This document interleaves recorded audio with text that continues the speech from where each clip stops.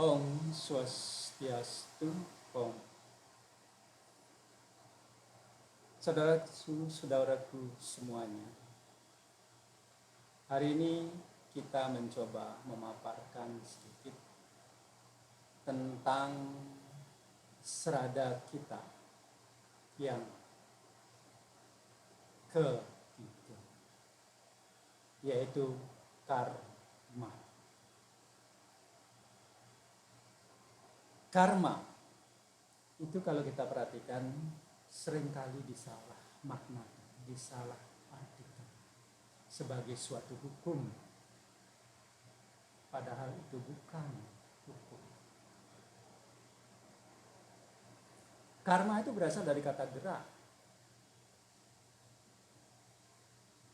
yaitu dengan akar kata ker yang berarti gerak. Kalau kita melihat esensi ini, maka kita akan tahu bahwa karma itu bersifat universal.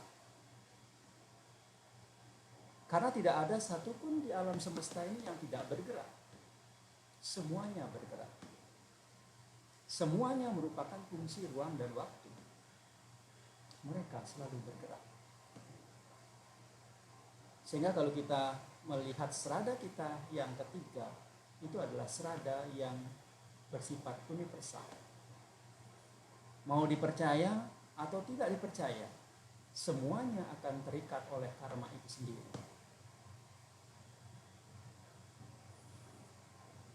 Nah, di dalam ajaran kita, karma selalu berhubungan dengan pala, sehingga sering disebut dengan karma pala, yang bahasa sekarang sering disebut sebagai pahala dari karma.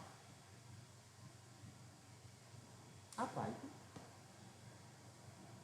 Intinya adalah setiap gerak, setiap perbuatan selalu akan menghasilkan buah atau pala. Misalnya, kalau saya memukul tembok ini adalah gerak saya.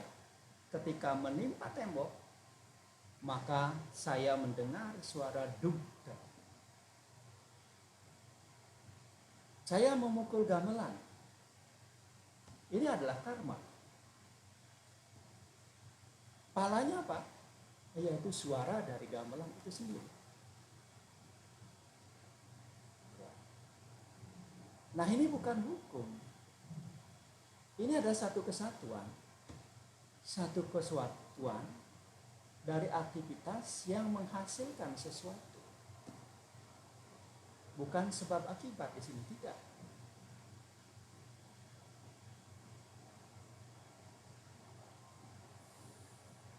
Karma, pala merupakan sesuatu kesatuan yang tidak terpisah. Begitu kita melakukan karma, pasti akan menghasilkan pala. Nah, berkaitan dengan karma pala, maka kita akan lihat bahwa ada karma yang dilakukan menghasilkan pala yang setara. Seperti tadi, ketika kita memukul tembok, maka akan kedengaran sekali. Tidak bermakna ke hal-hal yang lain. Tetapi ada juga karma yang menghasilkan pahala yang meluas. Ini banyak dipergunakan di dalam bidang-bidang ekonomi untuk menghasilkan keuntungan. Artinya segala kegiatan kita akan berdampak meluas kepada lingkungan kita, kepada keluarga kita, kepada lingkungan hidup kita, kepada masyarakat, dan lain-lain. Ya.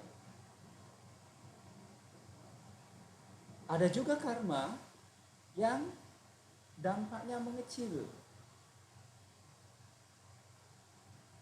Dalam bahasa-bahasa ilmiahnya tadi ada karma yang lurus, datar, ada yang bersifat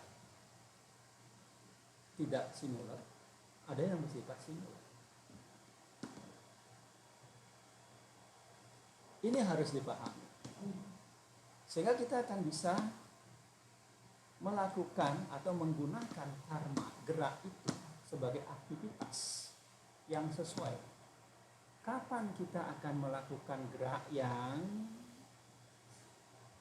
menghasilkan hasil yang sesuai dengan kita harapkan? Kapan kita melakukan gerak yang menghasilkan hasil yang lebih luas? Apa kegiatan kita atau kapan kita melakukan aktivitas yang dampaknya akan mengecil? Kita yang menjadi manajernya di sini, kita yang mengelola, kita pengelola, bukan yang lain. Nah, untuk itu kita harus pahami bahwa ketika kita ingin mencapai tujuan dengan melakukan suatu karma, maka kita bisa membedakan. Artinya ada karma yang memang digunakan untuk menghasilkan tujuan.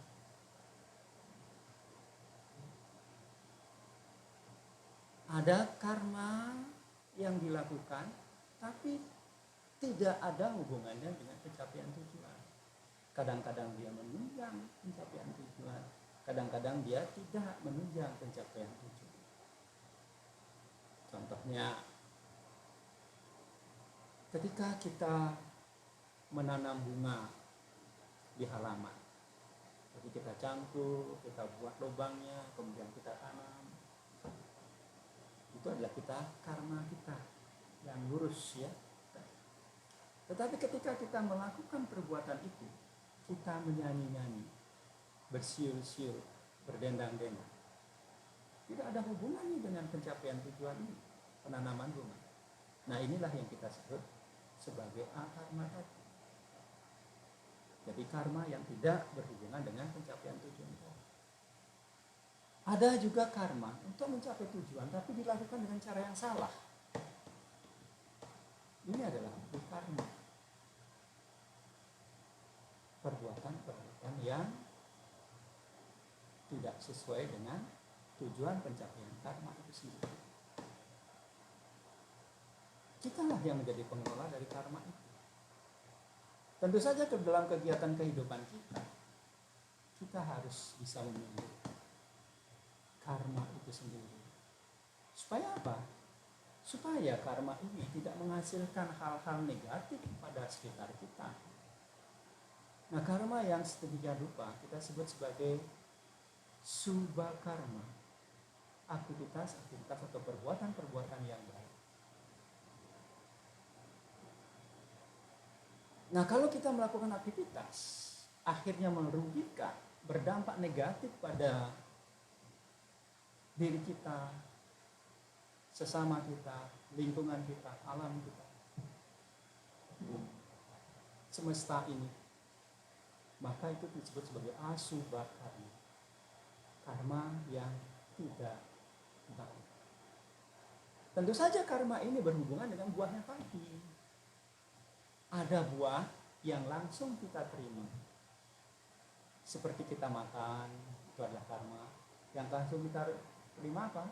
Perut kita menjadi warak. Ketika kita memukul gong, suara gamelan sebagai palanya. Jadi ini ada suatu karma yang langsung kita dapat palanya. Ada juga karma yang kita lakukan sekarang, palanya nanti kita dapatkan.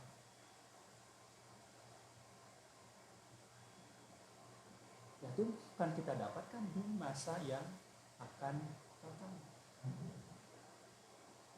Bahkan di kehidupan yang akan datang.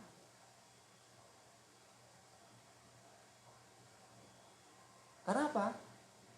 Karena menurut kita sendiri, sebelum kesadaran kita lebur dalam kesucian yang Maha Kuasa, maka tetap kita mengalami yang disebut sebagai purna.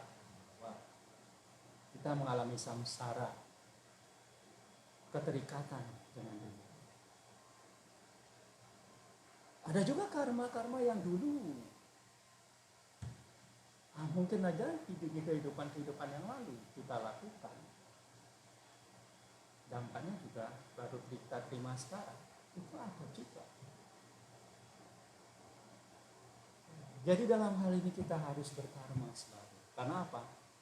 Karena tidak ada satupun tadi dikatakan yang tidak berkarma, yang tidak bergerak di alam semesta. Semuanya berkarma. Mau tidak mau, hukum alam reta selalu menggerakkan kita untuk selalu bergerak.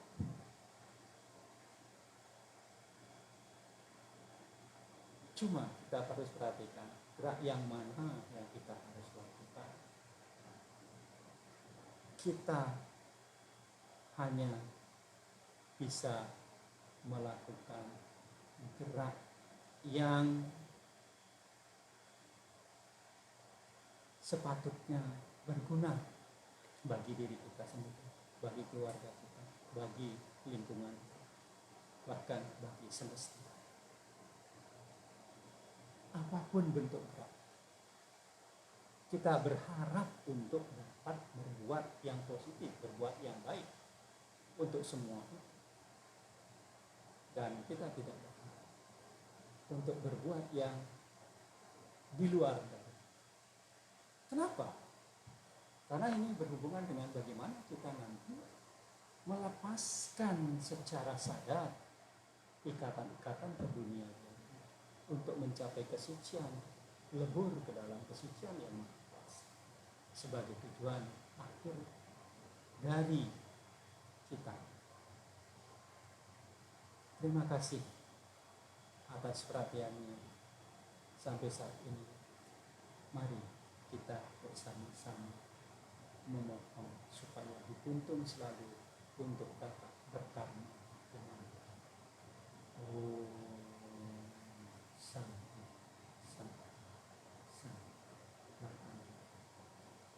Semoga